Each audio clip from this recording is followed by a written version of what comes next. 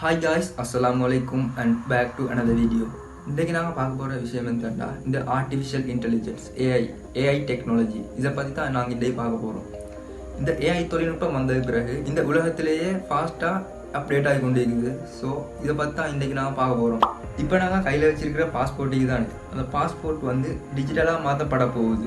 சொல்லப்போனால் இனிமேல் இந்த பாஸ்போர்ட்டை எங்களுக்கு தேவைப்படாது. நாங்கள் பாஸ்போர்ட் எடுக்கிறன்றதுக்கு அவசியமே இல்லாத ஒரு அட்வான்ஸான டெக்னாலஜி இந்த ஸ்ரீலங்காவில் கொண்டு வர போகிறாங்க. அது எப்படி பாஸ்போர்ட் இல்லாமல் வெளிநாட்டுக்கு போகிறேன்னு நீங்கள் யோசிப்பீங்க. ஸோ அதை பற்றி தான் இந்த வீடியோவில் ஃபுல்லாக தெளிவாக பார்க்க போகிறோம். ஸோ வீடியோவுக்கு ஒரு லைக்கை போடுங்க அண்ட் ஸ்கிப் பண்ணாமல் கடைசி வரைக்கும் வீடியோவை பாருங்கள்.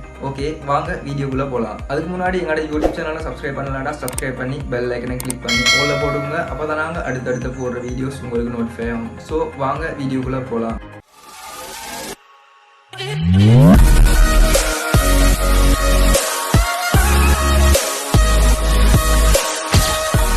Okay, FRS face recognition system, தமிழில் சொல்ல போனால் முக அங்கீகார அமைப்பு. ஓகே, இந்த ஃபேஸ் ரெகக்னைசேஷன் சிஸ்டம் என்னன்னா இந்த கைரேகை எவ்வளோக்கு அடையாளம் காட்டுதோ அதே மாதிரி தான் முகத்துக்கு இந்த ஃபேஸ் ரெகக்னைசேஷன் சிஸ்டம் அவ்வளோக்கு அறிமுகப்படுத்தப்படுது. ஓகே, சொல்லப்போனால் மிக துல்லியமாக எங்களோட முகத்தை அடையாளப்படுத்தக்கூடிய அந்த ஆர்டிஃபிஷியல் இன்டெலிஜென்ஸால் உருவாக்கப்பட்டிருக்கிற டெக்னாலஜி தான் இந்த ஃபேஸ் ரெகக்னைசேஷன் சிஸ்டம். இது எப்படி எங்களை வந்து அடையாளம் காண போகுதுன்னு சொன்னால், இப்போ நாங்கள் என்ஐசி அண்ட் பாஸ்போர்ட் எடுக்க போகும்போதோ எங்களோட blood group and personal details இன்னும் சில தகவலை கொடுக்குறோம். இனிமேல் ப்ளஸ் இந்த பயோமெட்ரிக்கான தகவலோட எங்களோட ஃபேஸ் டீப்பாக ஸ்கேன் பண்ணப்பட்டு அது கவர்மெண்டோட டேட்டா பேஸில் வந்து அது சேமிக்கப்பட்டு இருக்கும்.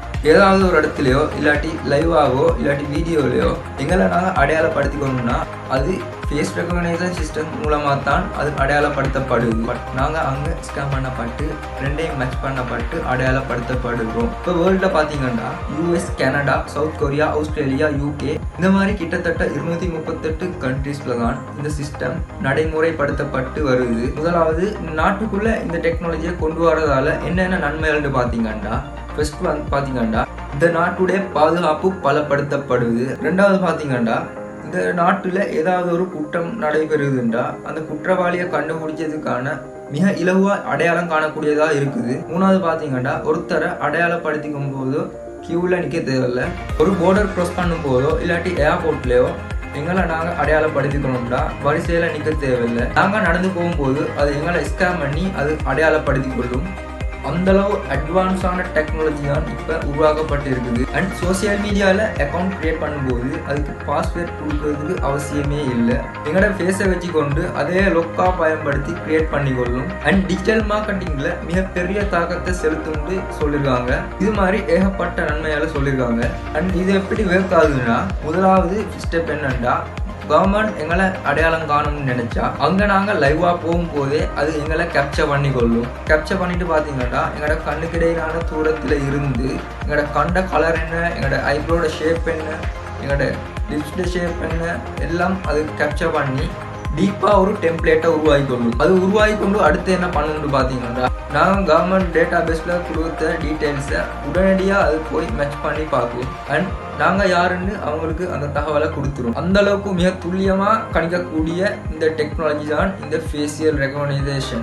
இது பார்த்தீங்கன்னா பண்டார்நாயக் ஏர்போர்ட்டில் இந்த டெக்னாலஜி இன்ஸ்டாலேஷன் நடக்க போகுது.